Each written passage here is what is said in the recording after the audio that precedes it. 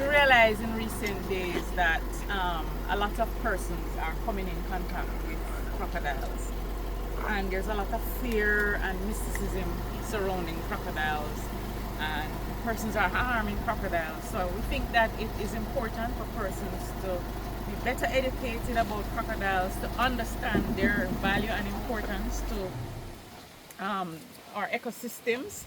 And so we hope that by doing this media tour, the message might get out about crocodiles who have been here longer than all of us.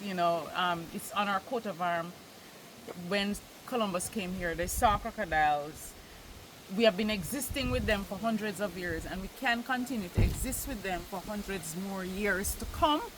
And so it's important for us to be able to understand their place in our ecosystems. So we're going to be doing this tour. So far, I believe we have JIS here with us.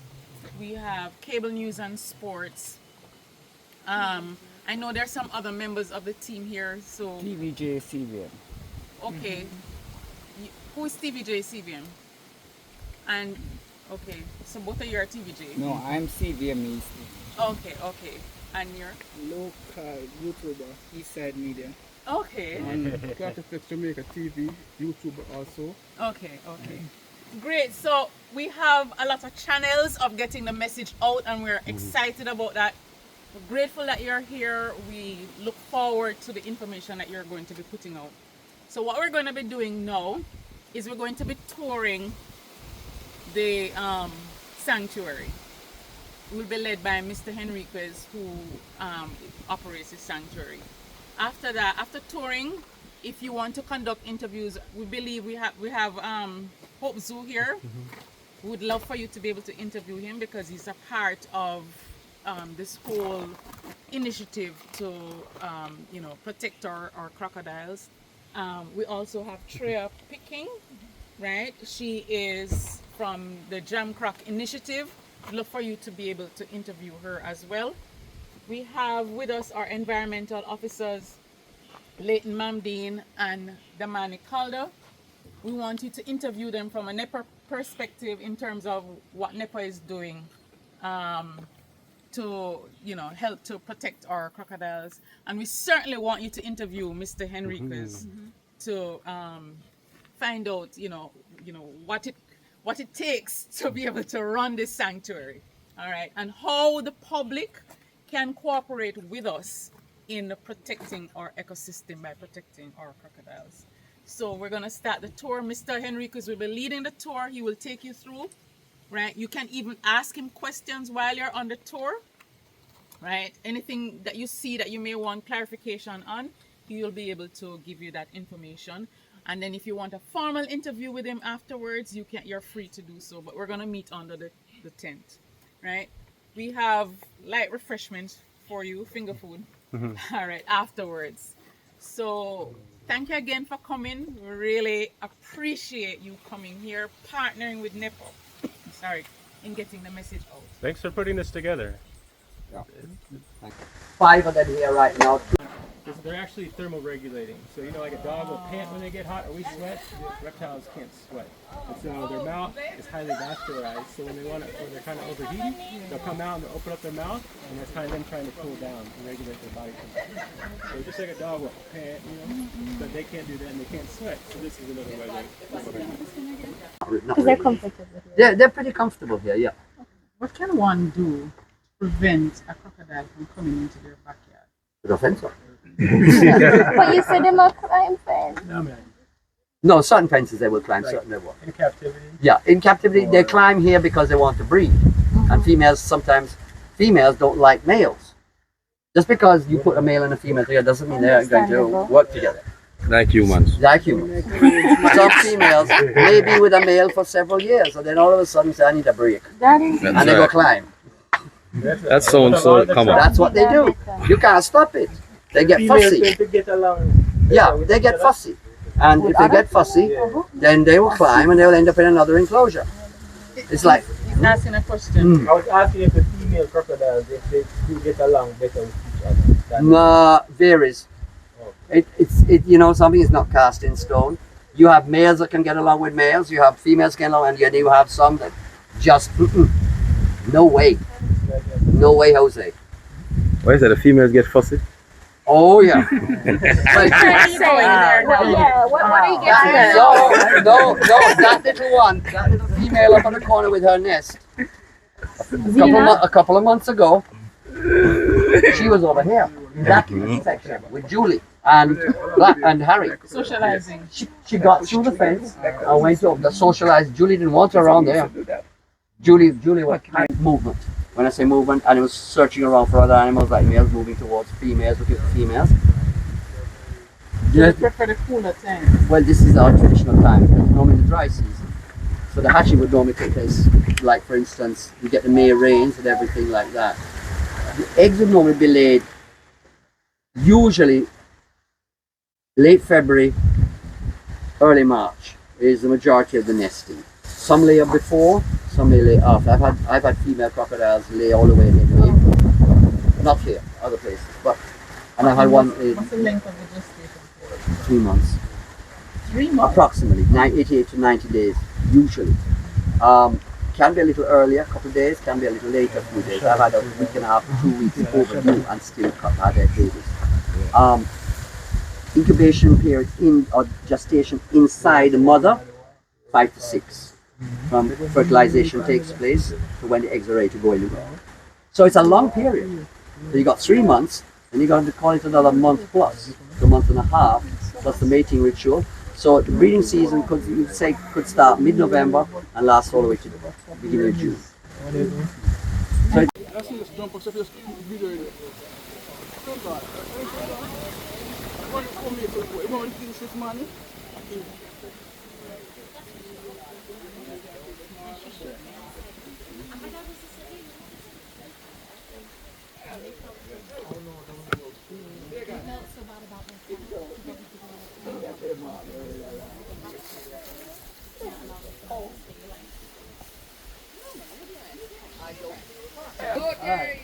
Come up here. Come up right up here.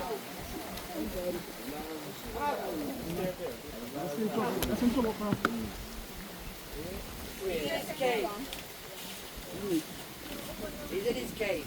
That's a new. That's Wonderful people.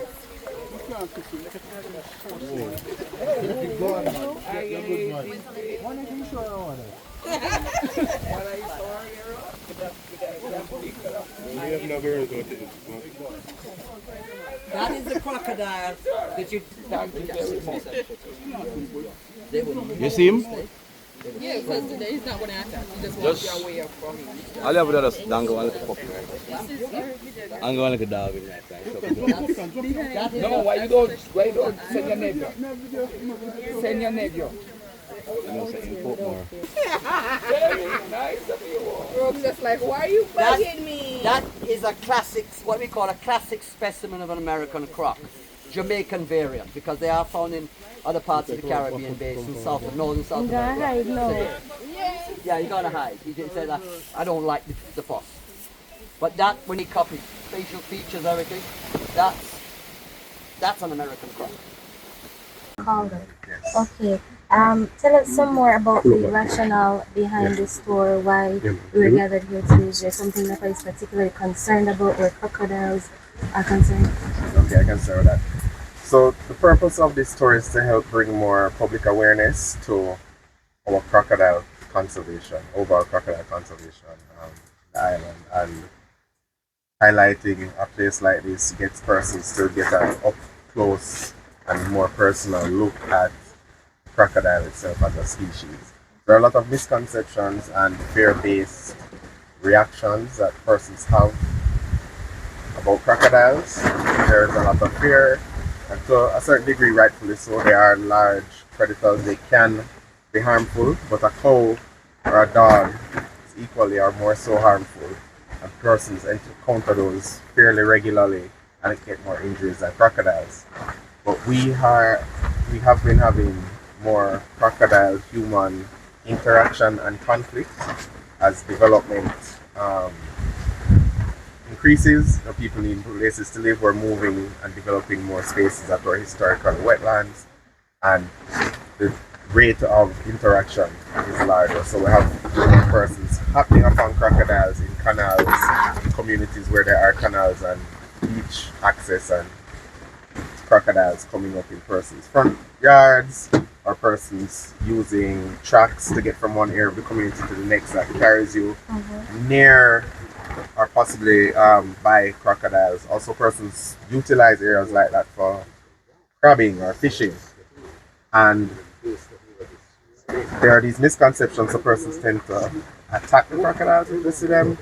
They tend to see a crocodile and not leave it alone. They think that, the mere presence of the crocodile is a threat, and then they will catch it and then call us to remove it.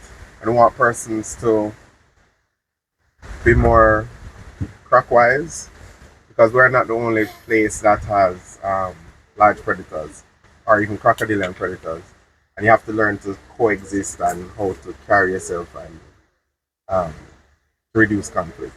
So the correct course of action is not to capture it and then call Nepal. What would it be if I encounter a crocodile in my backyard? Let it be? The correct course of action is to notify the authorities, because depending on the situation, it may be a watch and see thing, or there may need to be some sort of intervention to protect both the person and the crocodile. Because sometimes, even if the person didn't do anything, the crocodile may be so displaced or misplaced that it ends up somewhere where may eventually die because it doesn't have access to shade or it can't get back to the water. It's just like a lost animal. So we may need to intervene in that case. In another case, it may be that it popped up for some sun in that area for a little bit this day, and then has gone back by the end of the day and is never to be seen again. So each instance is different. But we don't encourage persons to take matters into their own hands, because can be harmful to them and to the crocodile. Can we just get an overview of NEPA's program in terms of the conservation of the species? I don't know which of you want to. All right. When it comes down to the conservation of the species, I'd like to highlight this place in particular. It plays a huge role in terms of conservation. As we mentioned before, we speak about education aspect. One of the biggest threats when it comes down to the population and species, aside from habitat loss, is poaching, human interaction, all of these things. So a facility like this allows for people, the general public, to come and understand how the animals operate, and this in turn helps NEPA's mandate when it comes down to the species, in terms of having people have an appreciation and having less violent interactions on the part of the humans towards these particular species of animals. And you mentioned Mr. Calder and Mr. Mambino being crockwise, and that we need to know sort of features of the crocs. Tell Jamaica then about a croc, the kind of animal it is, and if it won't harm you if you encounter it.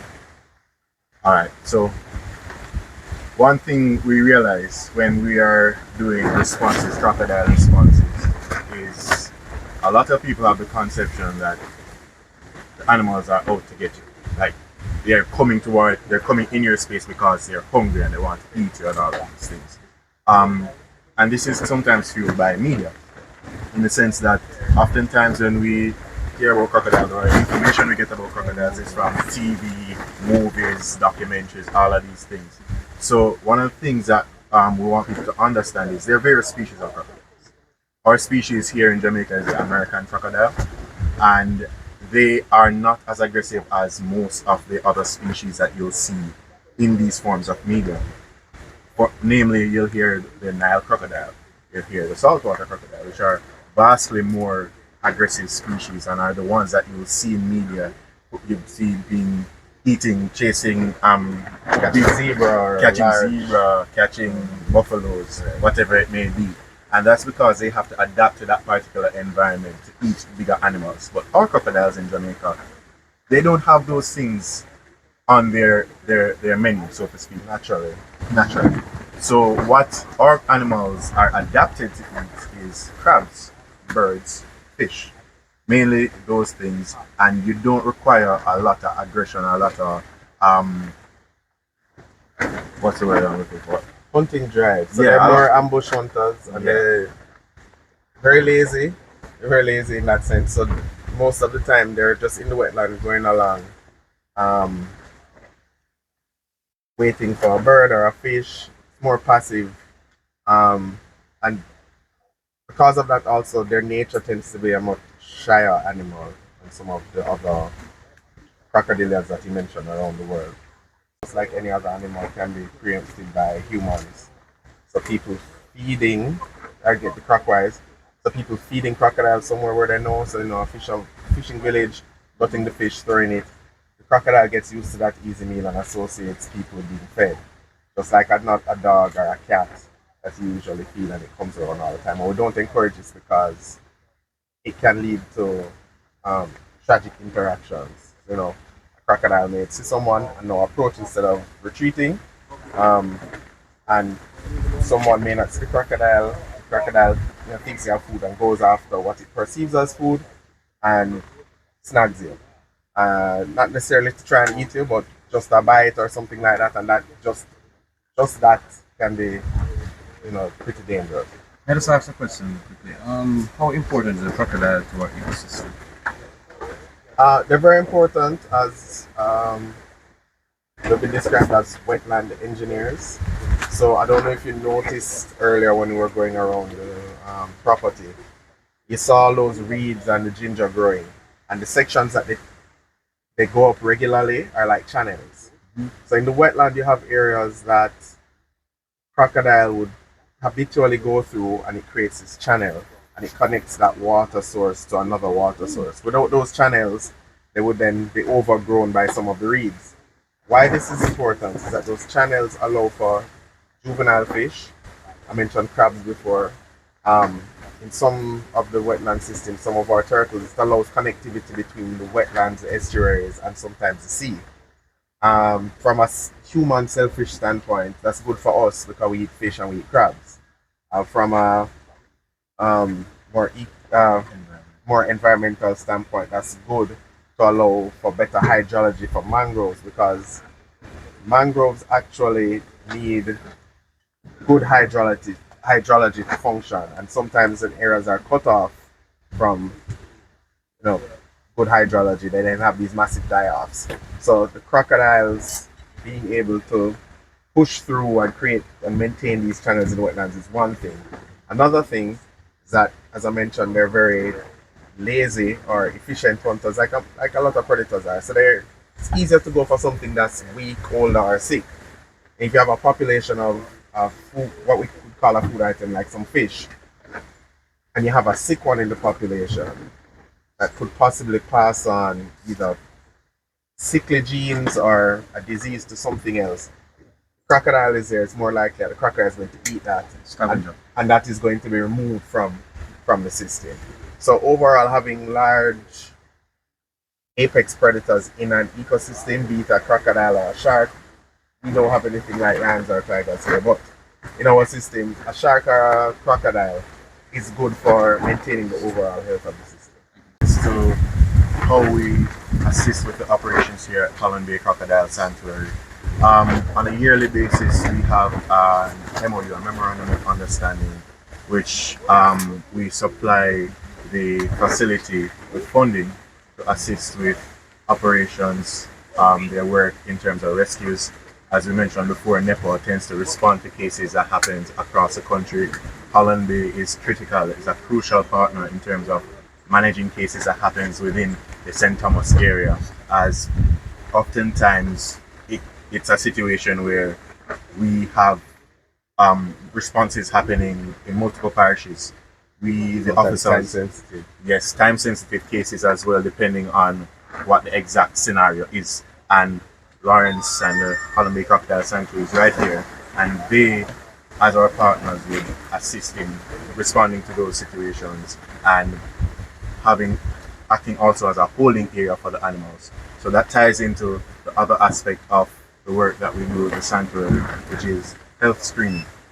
What we do then is we assess the animals here, ensuring that they're healthy, and that happens on a yearly basis. So when we have animals that are brought in from rescues, we assess them, ensuring that they're good. If they're not healthy, they'll stay here. If they're healthy and fit and we deem safe enough to be back out in the wild, then we'll release it. Because, as I say, it's not ideal for animals to be kept in an enclosed area where they have their natural wetland habitat all around. And that plays into the exact area where this sanctuary is. It's in a prime remote wetland area where crocodiles tend to thrive. So it's indeed a great partnership that we have with the Holland Bay Crocodile Sanctuary.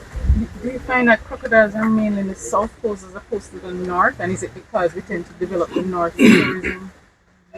Yes, actually. What we notice in Jamaica, if you look at a map of Jamaica and the crocodile reports or sightings that are reported, you'll see a sea of let's say dots along the south coast. So because of the large wetland habitats that and somewhat undisturbed wetland habitats that are along the south coast, we have more crocodiles here on the south coast, while on the north coast we have more fragmented and smaller habitats due to development, as you mentioned earlier, that doesn't act as an attraction for the animals, so they won't have a reason to stay on the north coast. So we get very little reports of crocodiles on the north coast. We do have them. We do have them from time to time. And they do move around the island. So can I have a little follow-up based on what Angela just said?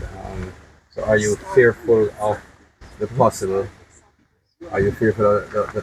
expansion of tourism product in Portland and St. Thomas, as there seems to be thrust towards development in St. Thomas critically and in Portland? How do you fear that in terms of from a conservation perspective? Pause. That question. My name is Joey. Hold on. Your name? Right. Name? My name is Joey Brown, and I'm the curator at Hope Zoo.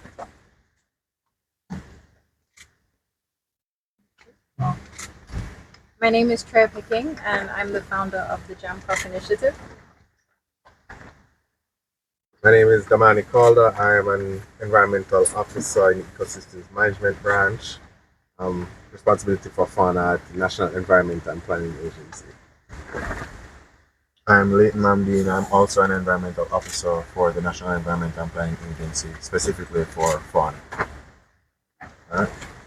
So let's do it in order. So we start with Trail. My name is Lawrence Enriquez. Hold on. The quality of the picture is dark. For the introductions that started before, we have to start them over. Okay, you want to start I am. right? Yes. Anybody, just start.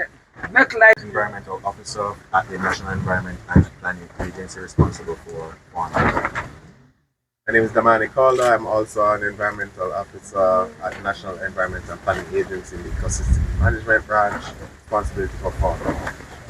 Hi, my name is Lawrence Enriquez. I'm the owner-operator of the Holland Crocodile Sanctuary, a facility designed not only for wetland conservation and crocodile conservation, but also education and rehabilitation of the species in Jamaica. My name is Joey Brown. I'm the curator at Hope Zoo in Kingston. Besides the zoo, we do a lot of wildlife rescue and partner with NEPA, with crocodiles in Kingston, and we also partner and support Mr. Lawrence here at the Holland Bay Crocodile Sanctuary. Hi, my name's Trey Picking, and I'm the founder of the Jam Crop Initiative. All right. Because NEPA is not as young as that.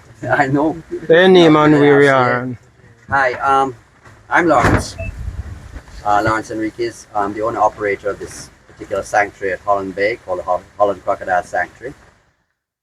Our primary purpose here is to try to not only make people aware of the need to preserve this protected species in Jamaica, which unfortunately is getting rather a rough time, especially with habitat loss and also illegal killings of the reptile. What we're trying to do is to create an awareness about the reptile and the need to protect what we regard as our national species in Jamaica. It's on top of our coat of arms. It's been here over 2 million years on our island, long before human beings ever found Jamaica. And we need to keep this animal on the face of Jamaica, not just in picture books or in a museum as a preserved specimen. So what we do here is we operate a multi-purpose facility, which also acts as an insurance policy, whereby we keep a number of animals as stock animals, which we use to educate people. At the same time, they can be used for breeding if necessary, for restocking if required. And also what we do is we, in this particular area of St. Thomas, we help support the environmental agency NEPA by doing recoveries and rescues and rehabilitation where necessary, because crocodiles are scattered around the coastline in this area, and it's from time to time there is a need to recover and remove the animal because it's in a particular position or place where it could be what we would consider an endangerment to itself and also possibility to other people. So there is a need from time to time to do this type of rescue work. But our main purpose here is to create the awareness about the reptile and also the wetlands which border the fringe of the coastline here, where they're found along with other species of wildlife, protected species, including bird life, and also our yellow snakes, which are endemic to Jamaica, which are found in the hills north of us. So we're trying to educate the communities basically to leave the animals so, you know, they can basically stay in the environment as opposed to being destroyed, and create that awareness and the need to keep the species alive in our particular area of Jamaica. That is what we do. My background in crocodile conservation started somewhere around 42 years ago when I moved back to Jamaica after living abroad. And I was working then with the NRCA on a voluntary basis, because at that time there was very little work being done with crocodile conservation. And I was actually living and working in Clarendon at the time, which has always been what we would regard as a crocodile hotspot on the south coast. And I volunteered my services, and over the years I've basically been rescuing, rehabilitating and educating the Jamaican population wherever I can about the need to preserve the species. So, how many crocodiles are currently at the sanctuary? We have a number of young animals which we can gradually release back into certain areas of the wild, around 18. And in terms of the larger animals, over 7 foot in length up to like 13 feet, which you've seen here, or close to 13 feet, we have around 22 animals. What's the capacity? The sky's the limit, I suppose. I am permitted by the government through NEPA to hold up to 450, but I don't think I would ever be able to feed 450 crocodiles. But yeah, no, we don't want to keep crocodiles in captivity more than so. We want them in the wild, but we want them to be safe in the wild. And right now, the problem that we face in Jamaica is habitat loss. We're reduced to fragmented habitat in a large number of areas now, and that is very difficult to police and monitor and enforce the rules and regulations governing the protection of wildlife and the protected species in this country. But we want them in the wild. We have crocodiles right around outside the sanctuary here, in the canal systems and in the wetlands. So we have crocs in, behind fencing, and we have crocs outside. They're all here together. It's just to make sure that people leave them alone, and they will do their thing. They will live. How do you finance this operation? The sanctuary was actually built with funding from 2 conservation entities in the States who are friends of mine. They put forward the funding to build this facility, which we built in 13 weeks. We had a program, an outline, the designs and everything, which I did. And we were able to, once we acquired the funding, we did it in 3 phases in terms of how we constructed the facility. And we actually completed the facility, I'd said 3 months, which is basically 12 weeks. We did it in 13. And we didn't work weekends. We only worked 5 days a week because I had to keep going back to my place in Sydney area, property and all that, every weekend. So we actually did quite well to get it done that fast. So we started in October of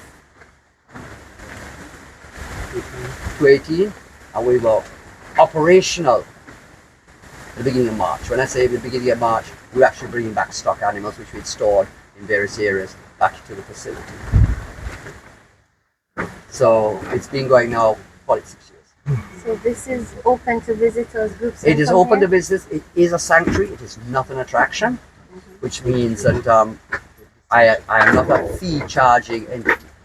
People can come, they can learn, they can spend the whole day here. They can come and they can picnic.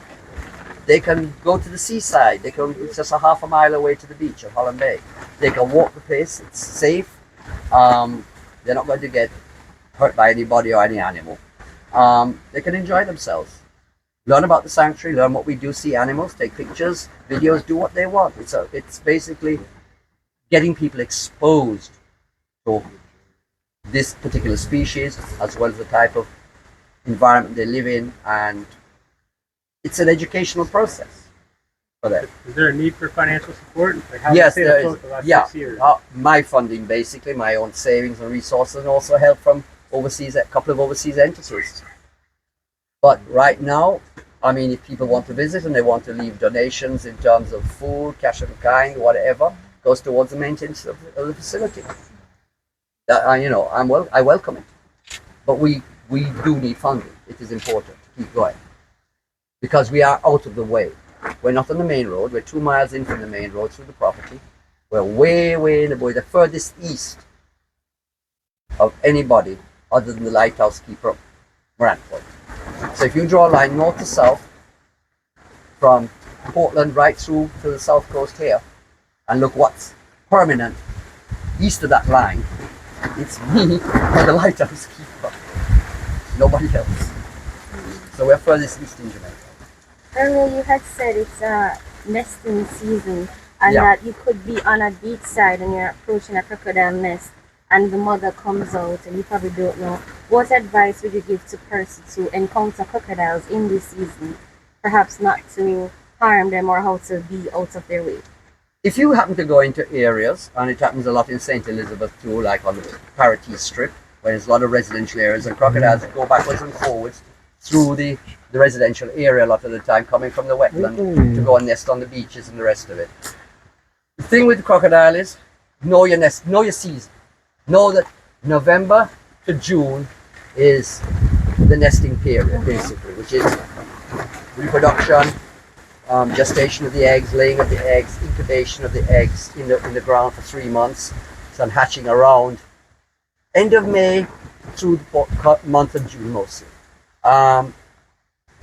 If you do meet up with a crocodile, if you do have to be walking along the beach and you're walking near the edge of the beach, not the seaside but towards the land, and there's water, especially if there's water behind, like in the bushes, the mangroves, or anywhere like that, then always be vigilant, because female crocodiles are not going to normally nest in an area far, far away from a water source.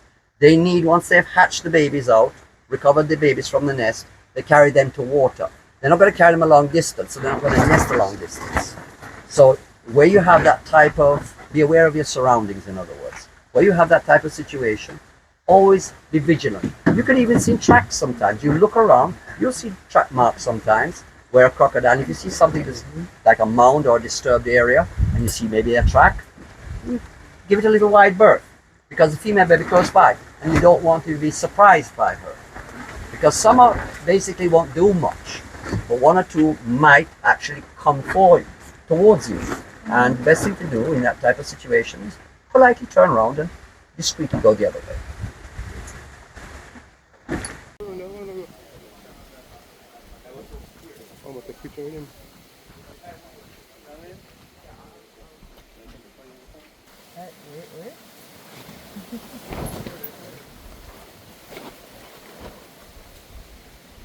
Okay, I'll take one with you. So you stand there. Oh, yeah. I'll take one. One sec.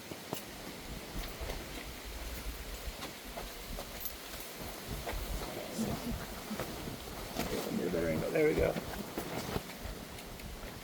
Yeah. All right. Here you go. Thanks. Yeah. All right. That's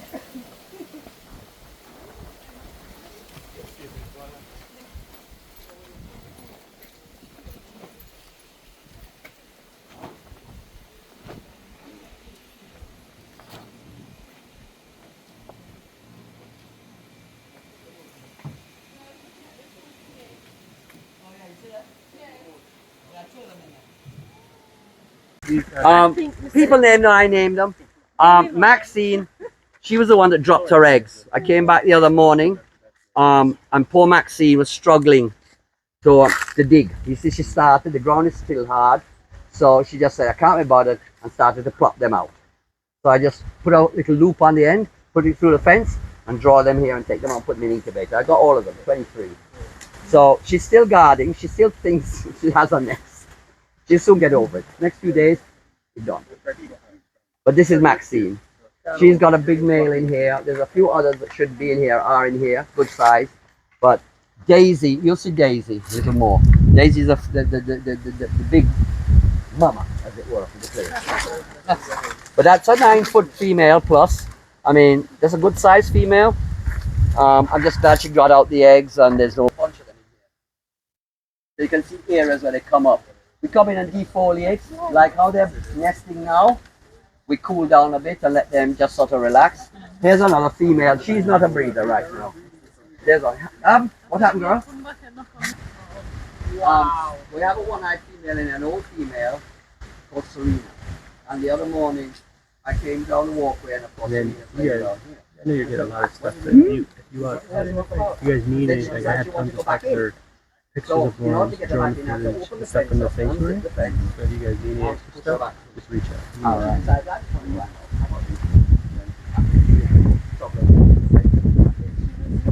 No. And she's blind in the left eye too. All my blind crocodiles in one eye seem to be the left eye, not the right. All one property, this is huge property. But we have access to land. If we want land, I have access to all this land here. But this is 1,000 acres. Say that again. This area here, this property, this section of FM Jones is 2,500 acres, 4 square miles. This And one property. And you have access to all of this? No, I have access to this area here, which is wetland. This part of the property is basically wetland. From here going east to the sea, to Holland Bay, is wetland. Okay. You can't do agriculture here. Okay. They're natural pools, so we work with the tides. But this is a tidal floodplain. So water levels go up, water levels go down. So we keep pushing water all the while. And this is all solar powered. So this pump is running off of the solar system that we have here, which powers the facility. All around the place, basically. And we draw water from the canal. There are crocs in here, there's fish in here, bird life in here, it's all natural. Okay, so that's turbo. Anchovy. It's an attraction. So turbo was raised as a hatchling at the attraction for about 11 years before we did a swap. I took turbo and gave them a smaller one from here to go on rear because turbo is getting out a bit too big for his enclosure. So turbo has basically grown up all his life before he was Oh, I see. Yeah, so that's turbo. Just step over the board because we have drains. They will eat crabs, and we have a lot of crabs here. This is a crab area. So sometimes you will hear when crabs are running like in the main range, you get that type of weather. Crabs come out. Come here, boy. If you look through here, sorry about this. That is a 13-foot male, an old male. What's his name? Thrasher. No, he's gone down. I'll bring him up. All right, watch. Come here, Thrash.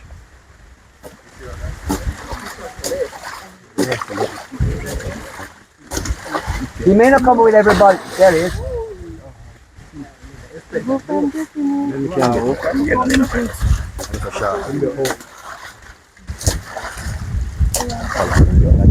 you see him? Gone down, yeah. A lot of people, he tends to get a shy.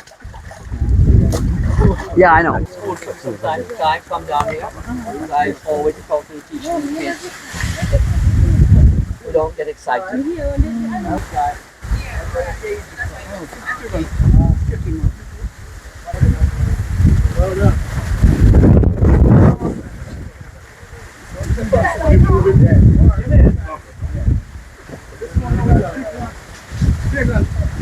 Do with the weather, but Year before, we had 4 nests, so we let everybody hatch out themselves. In other words, the females dug up their babies, and we had babies all over the place. And every so often, Did you say the eggs were infertile? yeah, the eggs were infertile. What does that mean? That means they didn't band. It means they didn't develop. Then what is it? The male Either the male didn't do his job, Yeah. or the temperatures were too high. The nests Hold were on, too they shallow. Yeah. They have a very fine temperature range before you have a problem. And normally between 88.5 to 91 max degrees Fahrenheit. If you go above 91, the chances are kaput. No way, no hatching. The eggs will cook. So you have, it's you know, it has to work. A lot of parameters have to work right. Humidity has to be high. If it's too dry, you won't get proper gas diffusion, which means that the eggs won't breathe because they need oxygen for the embryos to develop, and they put out carbon dioxide gas. And if that exchange is not taking place properly because the humidity is too low, trouble. And if the humidity is too high, they get water soaked, the eggs will drown, basically. And the embryos will drown. Hold on. Where are you, little man? Gone for a walk? You escaped?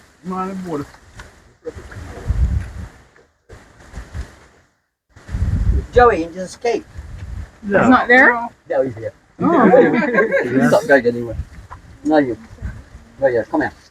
Ow! Don't bite me. And they bite hot. You look like you've got a few Yeah, they will bite. See? bites in the past. They are always tail.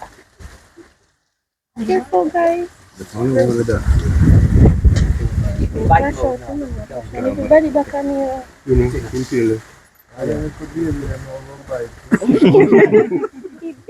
Yeah, that's all right. Yeah, you see it?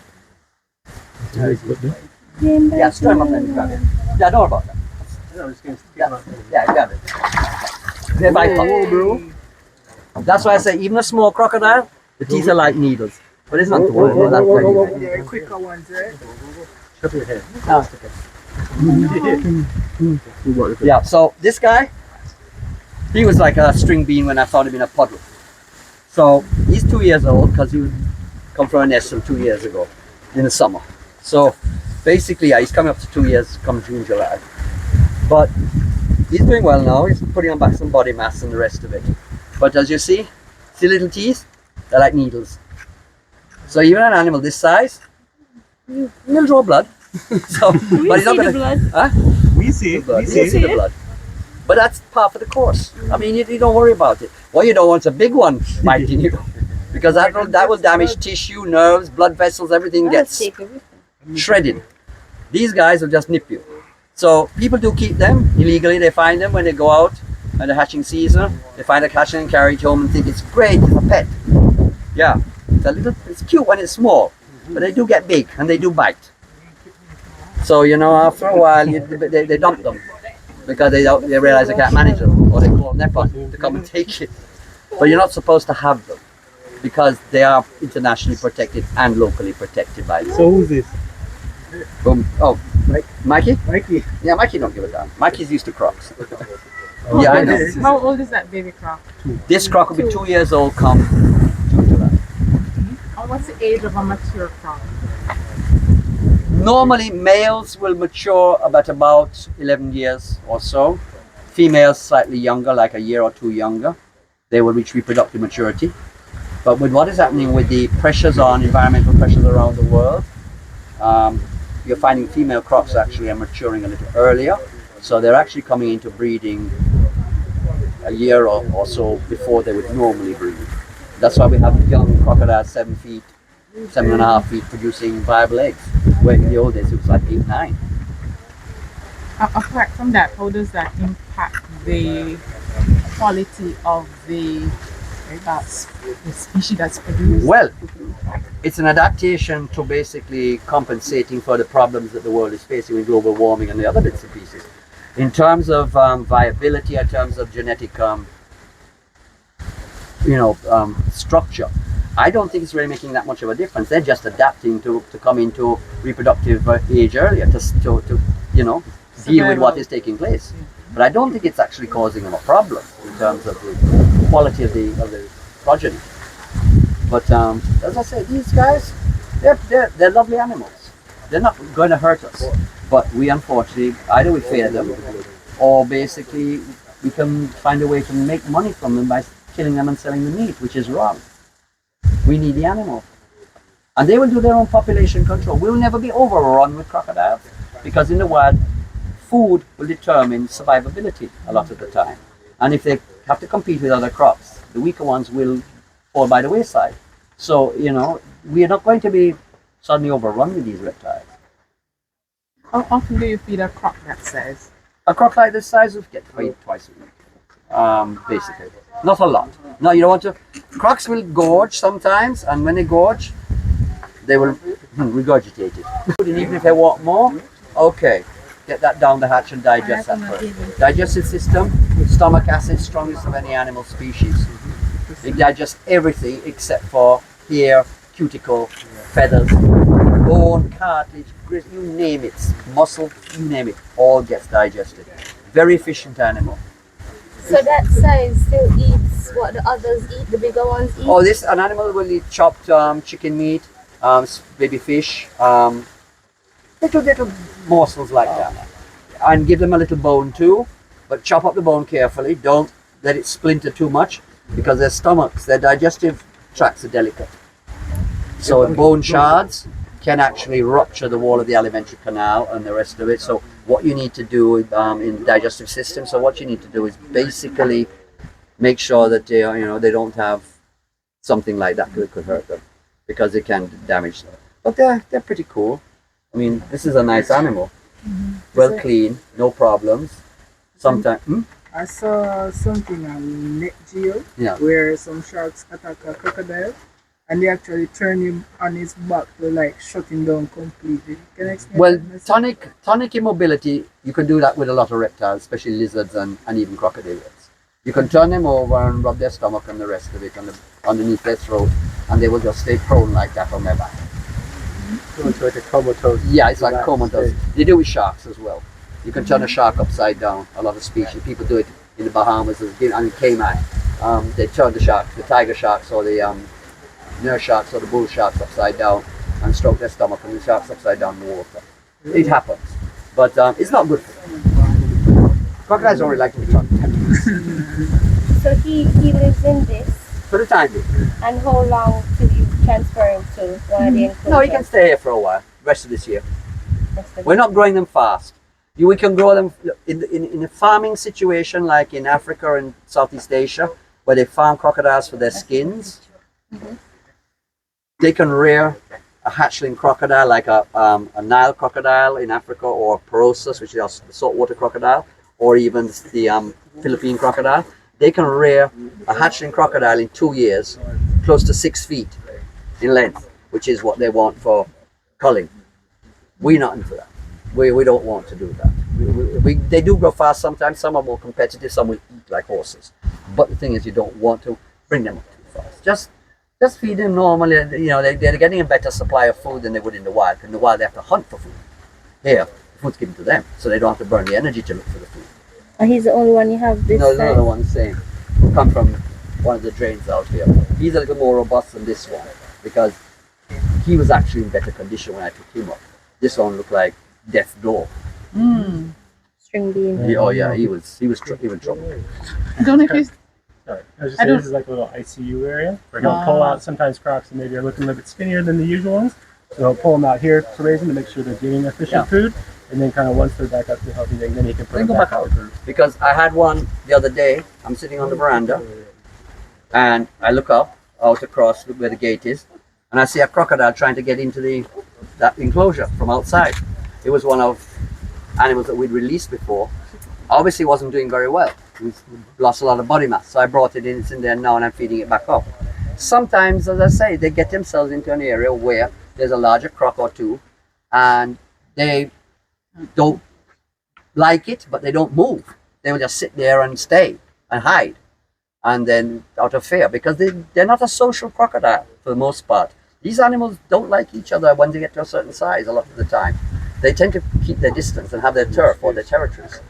Some species of crocodilian, they are social, like certain common caiman. You find hundreds of them together. Even Nile crocodiles are more social than These are not animals. Saltwater crocodiles and these crocodiles, they don't tend to live in groups. They tend to basically keep themselves to themselves. So approximately. It varies on the body mass of the crocodile. I mean, if a crocodile is well stocked up and it's got good body condition, they can go months and months without food.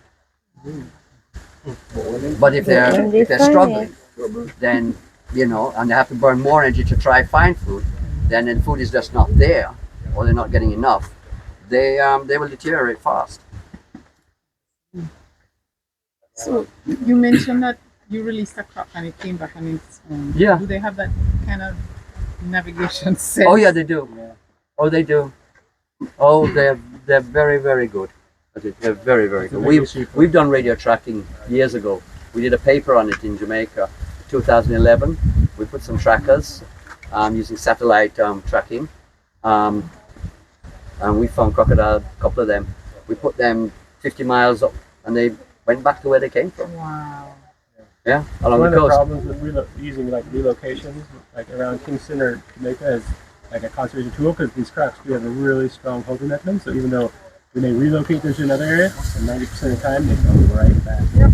And so that's why we need to kind of encourage more coexistence and location, rather than just trying to move these crocs around. A lot of times we Yeah, so you could take a crocodile from, say, Yalis. If you find one out by Yalis, which is down the road here, and you drop him in Palisados, relocation, that animal will actually cross. He won't go around the whole of the peninsula and come round. He'll probably cross the road at night when there's no traffic, right by gypsum plant, and find his way into the Hope River, and then go back out onto the coast, and he'll swim all the way along the coast until he gets to Grant's Pen and back into Yalis. That's what they'll do. Yeah. Last month in Culture Sewage Fund, and we moved out of there. We caught him up in there, a big male, drove him an hour and a half to Seacam Salt River, took him on a boat by an hour to Goat Island, released him there. 2 weeks later, he was right back in the sewage pond. So he came down the coast, crossed the road, and went right up in the pond 2 weeks later. It's normally the more adult male type animals that will do the distance movement. The smaller animals, you get away with it probably for most part. But the larger bulls, they will move. They're used to moving. The females, a lot of them on the other hand, once they have a territory or a little area for themselves, they'll stay there as long as they can find food and the rest of it. It's the males, the adult males, that do a lot of the movement. Females will stay. I'm not saying they don't move, but for the most part, once they have a nice little place to live, they'll stay. less risk averse. Yeah, and also in certain areas where you have good amounts of habitat and food, you will actually get bonding. You will get a male and a female bonding, and they will bond for long periods of time, just like humans. So, but right now with all the mixed up with the habitat, with the little fragmentation and everything, you're getting a lot of movement. Males looking for females, etc. So you're not getting that bonding relationship, except like in captive environments. I was asking how many have you actually rescued? In my lifetime, or what? Since I've been here, a couple of dozen. Not an awful lot, because we don't want to have to rescue them. We want them to stay. People call you up and say, look, we have a crocodile here, and I say, what's it doing, what's its size, etc., etc. And then I might go and look, and I say, don't leave it, it's not going to do any harm, it's not going to hurt you. So, do you ever have that issue where it's the reverse, where you bring them here and they try to find their way back to where they came from, or they try to escape because they're thinking that's home and this Not is not? really, in a captive environment, no, not really in this type of environment. But you can put a crocodile, as Joey said, you can put a crocodile in a particular area that you've taken from somewhere because you had to move it. It was someone's backyard or something. And then it will find its way back to where that backyard is, basically, or that area. It does happen. It says it's one male here.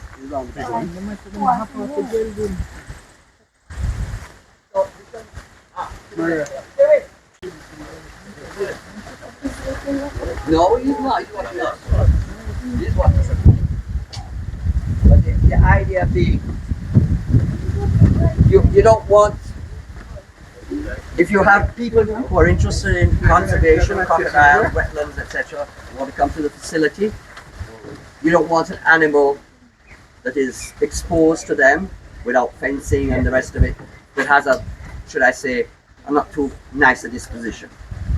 Because you do have crocodiles that do have, you know, little idiosyncrasies which you don't want people to be fearful of them. So we have one here that basically sort of tends to relax people. But that doesn't mean that the crocodile is an animal that you can just go up and pat like a dog or a cat. You can't do that. You might end up in a big problem. But at the same time, it shows that these animals, they really are pretty good natured for the most part and not out to hurt us.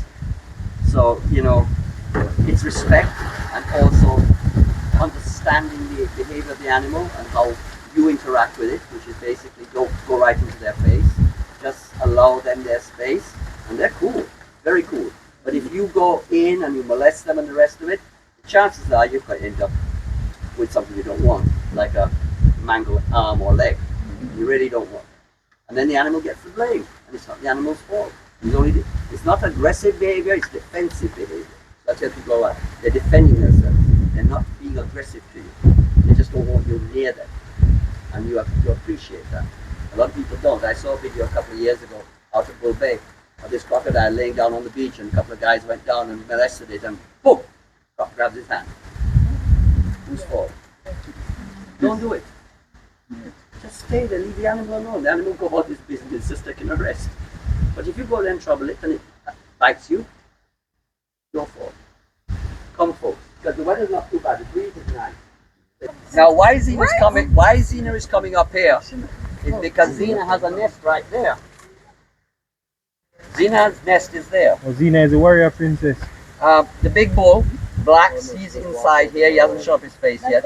That's the boyfriend. He's big. That's about 600-pound crocodile, about 11 feet. But we have bigger. But Xena is defending her. She's curious now because all you people here, she's got her nest. Nest has been in since the 11th. She nested on the night of the 11th. So it's barely in there a week now. So we're hoping that the eggs will band. Normally after about 10 days, you'll see banding, a darkened band starting to spread across the egg from the middle going out. That shows that the embryo has lodged, it's developing. So we just hope and pray, because last year we didn't get viable eggs. The year before that, we had some good eggs. But this year we'll watch the weather and see how it goes. And we didn't give her nest sites, or any of the females nest sites. We normally help them. This year, we let them do their thing. She used to nest there, now she's nested there. Black's living there somewhere. I don't think he's sleeping, he's just being cool. He might come out, but we'll see how that goes. Yeah, where they are, Black. But she's watching us, because this is her spot. Sorry. Yeah, we're going closer to the nest, so we're making sure. Making sure we. Right here, about a foot deep. Exactly. Right. So you guys saw the nest, right? Welcome. Yeah.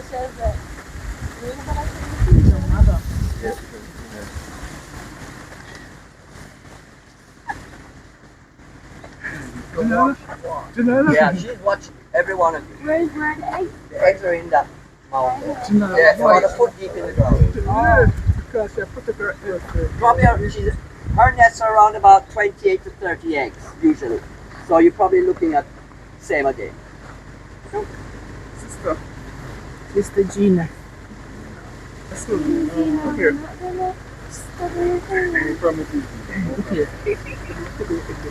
And this is something that people have to understand too during the breeding season, when people go out into areas where crocodiles are seen, that it's quite possible to actually walk past the back of the beach as long as there's water nearby for the female to take the babies to, because the babies can't live in salt water. They need fresh water or a low salinity in order to survive, otherwise they will basically dehydrate and die.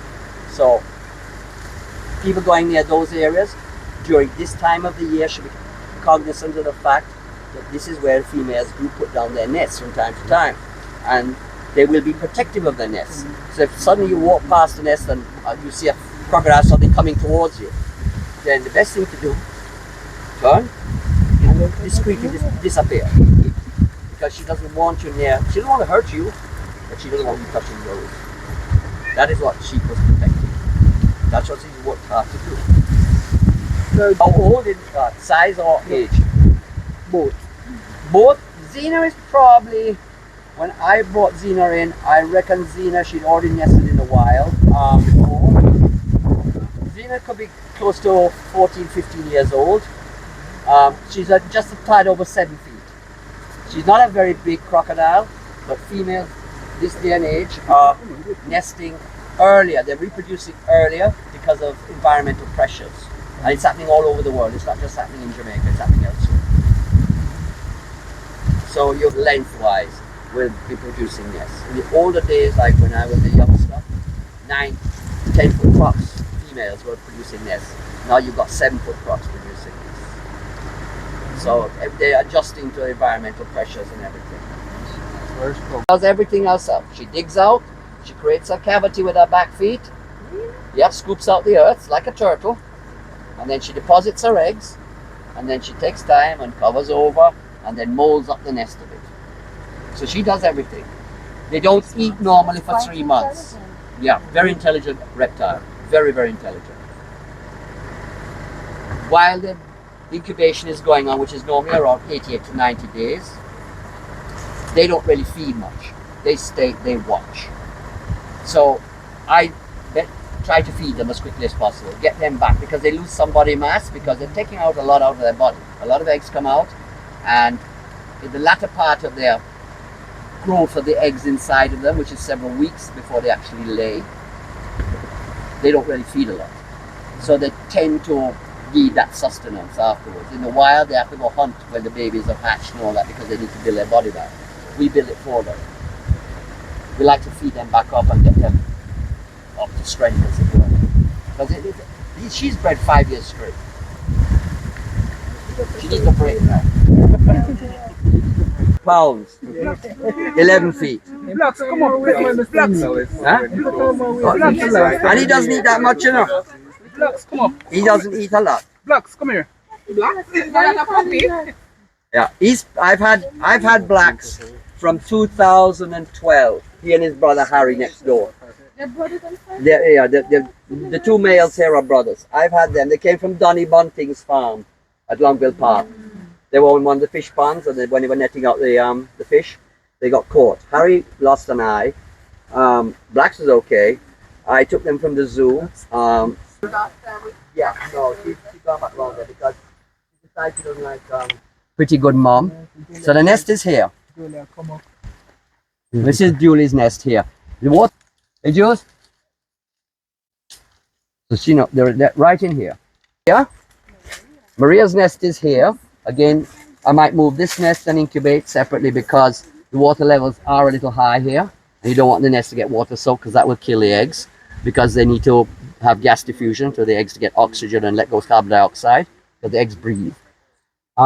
There's another female in there who hasn't nested yet. That's Elizabeth.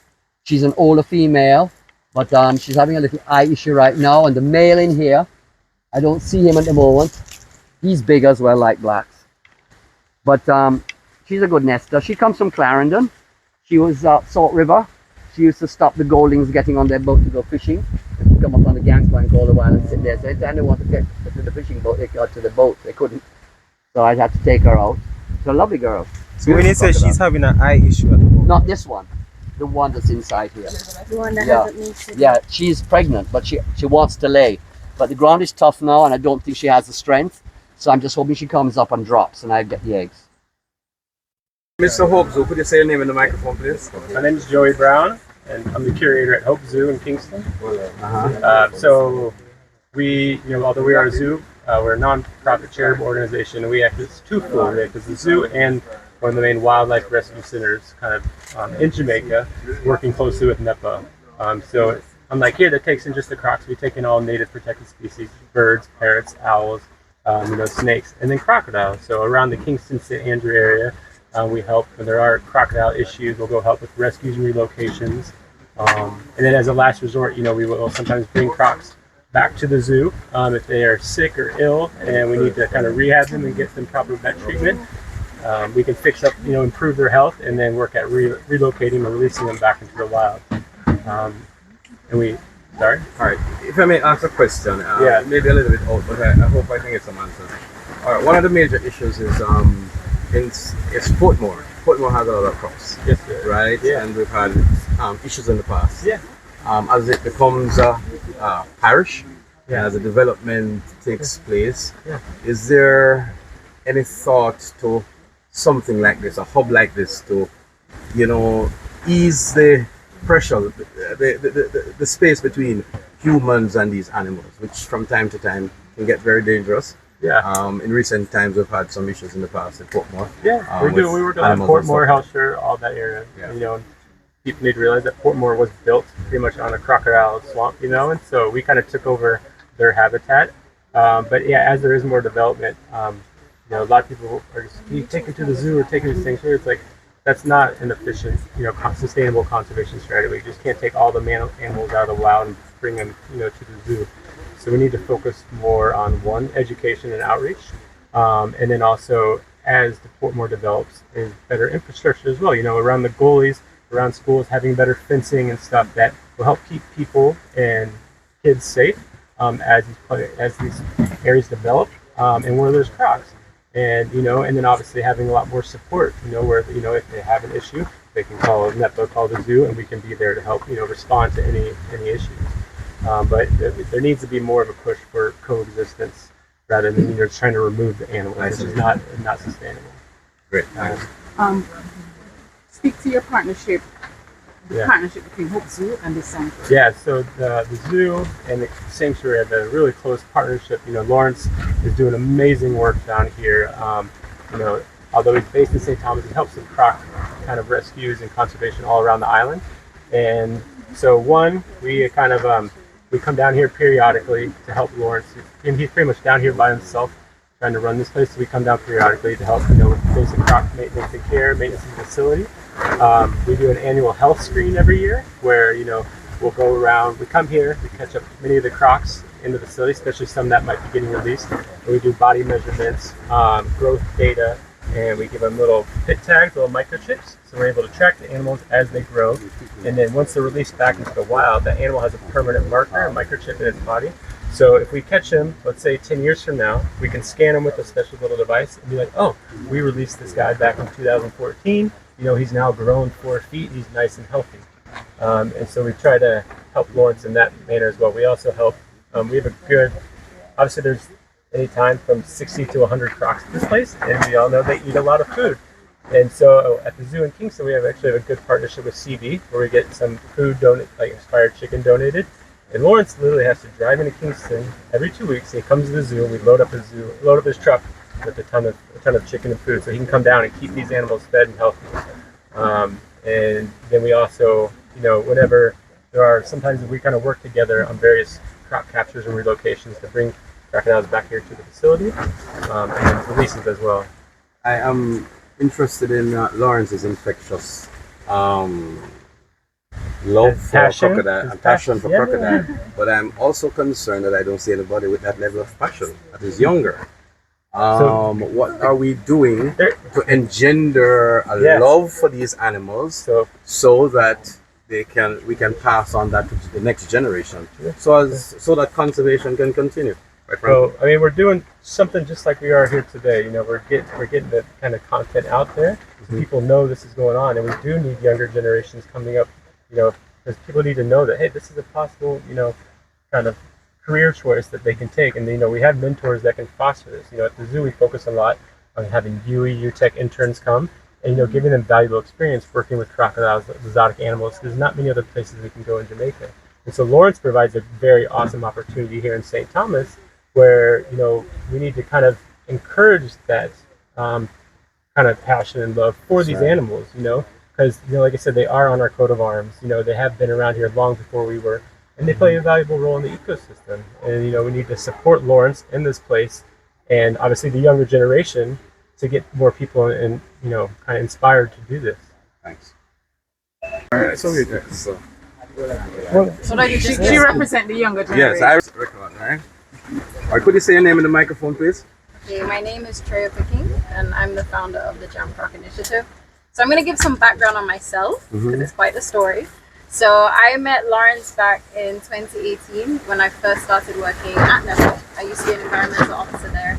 And straight away, I fell in love with crocodiles. I realized that a lot more research, a lot more attention needed to be given to the species. And Lawrence was one of the few players in Jamaica at the time who was devoting all of his time and energy since the 1980s to crocodiles. So he has taught me so much. There's a lot of knowledge that I have gained from listening to Lawrence, just sitting down and him talking for hours about crocodiles. So one of the many things that I have worked with Lawrence closely on is to do with this facility. So this facility plays a very, very important role in research, crocodile monitoring, outreach, and also training with the Head Start program. One of the big projects that NEPA spearheaded, where I was the project lead, was the first island-wide crocodile survey in Jamaica, where we gained a lot of information on the crocodile status and the habitat availability around the island. And Lawrence was one of our key collaborators within the parish of St. Thomas. So we did a lot of surveys, just kind of collecting data on the parish, in which we saw that, you know, the crocodile population is quite threatened in this area, and a facility like this is even more important in that case. And then later on, we have the Head Start program. We've done various outreach activities with Lawrence, helping him out, supporting him with that. And then I recently became independent and established the Jam Croc Initiative, which was formerly known as Croc Conservation Jamaica. And the mission of this project that I'm spearheading is to promote coexistence between people, wetlands, and crocodiles. Well, that is so comprehensive. I'm glad I met you. It's important for you. How difficult is it to maintain really a tremendous facility like this without proper support? It's a lot. I mean, luckily Lawrence, the mastermind behind even designing and building this facility and establishing it, he built it in a way where it's very self-sufficient. So we're completely off the grid. You see the solar panels, you see the water system, and so it results in kind of not minimal costs, but it, you know, lowers the cost of running such a facility. But at the same time, there's still a lot of costs involved. So over the years, Lawrence, to start off with actually building the facility, there were 3 grants that he received. But since receiving those grants, funding has been very limited, and that's something that we're trying to work on. Lawrence has been supporting the facility out of his pocket. He has received funding from agencies like NEPA to cover like the costs of, say, responding to rescue situations with crocodiles and other protected species like sea turtles. And then he has received funding from international entities like Gatorland Global. But there needs to be more support, a lot more support. So we are looking into trying to gain more, attention on the facility and support, so it can continue to run and it can continue to build capacity, continue to train, continue to do the outreach, the monitoring, and collaborate with all the partners involved. Last question from you. If somebody is interested in supporting this foundation and Lawrence's, what contact is there a contact that we could get? Oh, that's a... From your perspective, from my perspective, and also Lawrence. So they could contact various channels. They could contact the National Environment and Planning Agency. They could also contact this project, the Jam Croc Initiative. We're on Instagram. You can send us a DM if you want to get involved. Because that's another thing we do. We try and, as you were saying about the next generation, with this project, I'm trying to get as many, younger people involved who want to learn about crocodiles and also get trained up in the field of conservation biology. And then who else could they contact? Well, Lawrence, but he has like a personal number, which I won't give out on this platform. All right, we'll get that. Yeah. Thank you. Right, in terms of development and cohabitation with wetland and marine systems, there are many examples from around the world. As I mentioned, this is not unique to Jamaica, where the development has to be informed by research and science, and then guided by sustainable practices. So low impact development, or development where you have connectivity between the wetland systems, something that is done elsewhere and can be done here as well, to allow the animals to cohabitate and commute. in between without being totally fragmented. And then the persons that are occupying, again, the education and I want to say the awareness, adoption of best practices where it's just second nature and culture. So you go some places, you hear about Florida all the time with alligators, and for the most part, people know that there's a body of water. This is how you behave. You don't walk your dog against the body of water. You don't throw food there. There's certain best practices and precautions that you take. So if we are developing somewhere, then all of those things have to be at the forefront of how we approach development. Things that don't impact the environment too much, and then that the people that are in the space are mindful and aware how to carry themselves. Thank you. Specifically to the fishing industry. So as he mentioned earlier, the lazy nature, quote unquote lazy nature of the American crocodile means it will go after the easier prey to catch. So that will be sick, weak fish. What that does for the fishing industry and for consumers of fish in general is ensure that we are indeed eating healthier fish, not diseased animals, as they would have taken them out of the fishing stock, so to speak, and that allows for us to consume, what you say, prime fish, for lack of a better term. So that is indeed a good way of looking at how crops help us in terms of our various sectors, one being fishing. Maxine. Her husband is inside there somewhere. He's probably in his office, which is on the middle at the back. Okay. Now, he's big, but he's tame. He's a very nice big male crocodile. He has no anger in him. Whereas the other two big guys on the other side, they're a little grumpy. But that big guy there, he's cool. Really cool. And that is Maxine. Hey Maxine, come here. Come here and tell you something. No, man, drop the one back to him. Just a man to get the boss, I'm going to buy it, yes.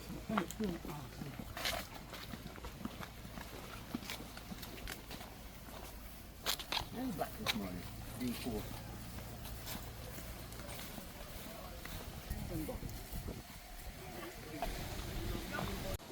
I'm catching pirate right at the crocodile habitat at TMS Crocodile around Allen Bay, St. Thomas here, crocodile habitat. Yeah. So, just look at it. You can come and visit Pirate, the friendly crocodile. It's in there, right in the yard.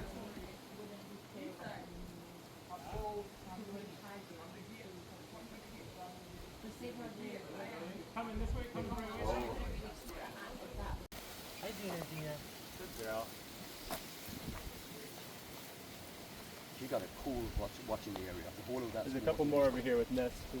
I think them stuff out here, sir. Them stuff? Yeah. Why? Them stuff out here, sir. Oh. It's her name? Zena? Zena. Okay. Zena, my friend. This is Zena, warrior princess. Hey, Dina. Good girl. Come over here. Show them the nest right over here, Lord.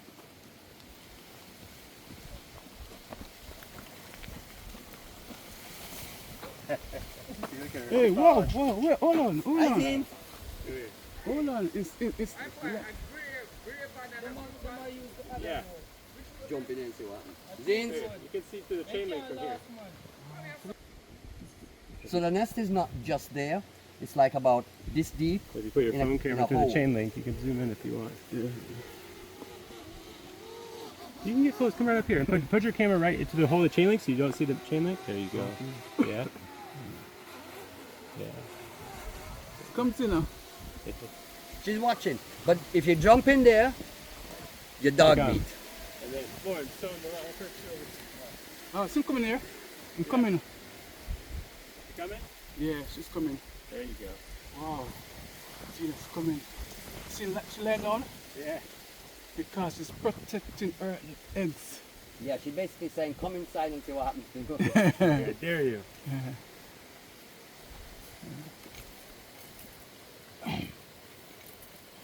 You want me? I'm not stuck in that now.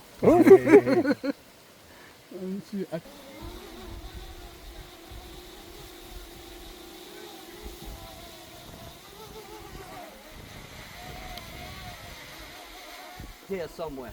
He hasn't shown up his face yet. There's husband. But yeah, the big guy's in here. He will show up his face a little more. Then the right here, so no? Yeah, so you gotta pay that little mound. Right here? Right here. Yeah, that's the nest. Okay. See her coming? Watch out, watch how she's watching. Yeah, here she comes. Alright. Julie? Julie? Julie? Jules?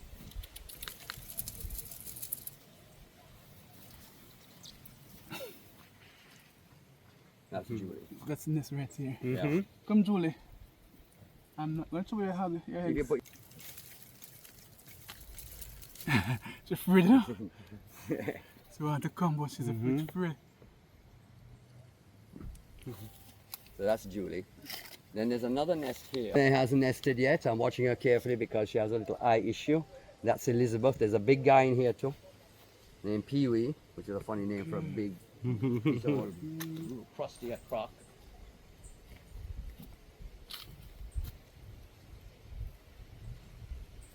So a lot of big ones then. Hopefully. Hopefully, yes. Yeah, we have quite a few. Got about, I reckon, average nesting size. You got about 150 eggs around. You won't get 150. We get a few. Then you got this one here. Those are all based at the sanctuary, but right now they're in this area. So this is basically just a holding facility. You can see one right there. That's a little one that the police brought me about 5 years ago from Bath. It's blind in the left eye. It's barely about 16 inches long when it came here. It's now about 5 feet. It's doing quite well. We don't release it back. We keep it. And what can be released back are brought in as part of our program to rehabilitate them back into the wild. But we do maintain a stock of animals here for education and conservation, and also like an insurance policy that if push comes to shove, animals can be used for reproduction to help where there may be problems due to animals being basically disappearing from various areas of habitat due to poaching, etc. Because we do unfortunately have poaching as well. 2,500 acres this section. So we're actually based right where the old Holland Estate ruins are, which was the original sugar estate, which went back to the mid-1700s when it was first created. So there are a lot of old ruins around and inside the facility, buried or even standing bits and pieces. So we're a sanctuary for protected species on top of a national heritage site, which is sort of unique in Jamaica. And I think it sort of serves the purpose very well, based on the fact that we're right by the wetland, because the wetland areas right along the coastline, and the canal system, which was part of the whole sugar operation over the years. Waterways provide ideal habitat for the reptile and for its food sources, which are mainly fish and crabs and waterfowl, while, you know, herons, moorhens, coots, that type of thing.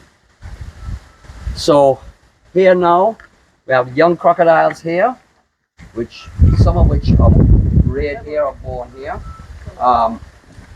Also rescues from time to time. So these animals are around about 2 to 3 years old. There's not a lot. They're healthy and the rest of it. We put them back. We hope we can find a little home for themselves. Behind you here, this is the main drain. It's about 9 feet long, weighs about 450 pounds. He basically serves as the sanctuary mascot. So what is happening now with Pirate is he controls the whole front. He walks around, does his thing. Nobody troubles him. He doesn't trouble anybody. He's just here. So this is him. So don't be too apprehensive about having a big crocodile right beside you. Unless you go right up into his face, he's not going to do anything more than look at you. He's very mild-mannered. It sort of tends to lower the apprehension and the fear factor when they realize that these animals. Okay, all right, no, I can use. I have all of this, including the ruins. I have all of this here if I wanted. But it's money to put up, to fence off the whole of that, open out the canal, get water into there, clean it all out, leave the Great House ruins exposed, because the Great House ruins are in there. Well, you got all the water down there. You don't need You don't need to pump water. You can just draw in from the canal, create another drains and fill with water, and create pools and all that. You know, much to build even 5 acres, half of it, and set up a big enclosed system. Because this is 1 acre. This is 1 acre. Okay. So imagine 5 acres with proper fencing. You can't use this fencing out there. You'd have to use one heavy duty. But you could use like concrete. Concrete structure would be costing too much money. No, it's too much money. Fencing is cheaper. Yeah, okay. Fencing is cheaper. But it would cost you to do that and do all the earthworks and everything. Maybe 15 million. Like. All right. With all the equipment, the material and the labor. Well, and I everything. think today you're gonna put that out there that you would like some sponsor. But we have people helping all the while, you know. Okay. All the time. But the thing about it is, you don't want to keep all your animals behind fence. Okay, yeah. You want people to leave them alone and to stop destroy the habitat, what's left of it, so that the animals can live naturally. We only keep these here to educate, and there's insurance policy, and I do the rescues and recoveries and rehabilitation. But we don't want to keep every damn crocodile in Jamaica behind a fence. Right. That's not the way it's supposed to be. Right. Because it's wildlife. Yeah, but it's supposed to live in the wild, but people are supposed to leave them alone. Right. Don't trouble them. Don't cook them because it's illegal. Don't kill them unnecessarily because they're not troubling you unless you go and mess with them. They don't really want to trouble you. They like to keep away from people. But the problem is we don't know how to leave things alone. We just love to go in, and then when we get bitten or something like that, no, we blame the animal. The animal wants you to leave it alone. Don't trouble it. I have a video from a guy, a bull bay, go up on the beach and the crocodile lay down there and then go trouble it and the crocodile bite him by the hand. Serve him right. Why you trouble the animal for? So, the crocodile. I know this one, look up a beach. You brought drone? Yeah, I got my drone. Joey have my drone at home.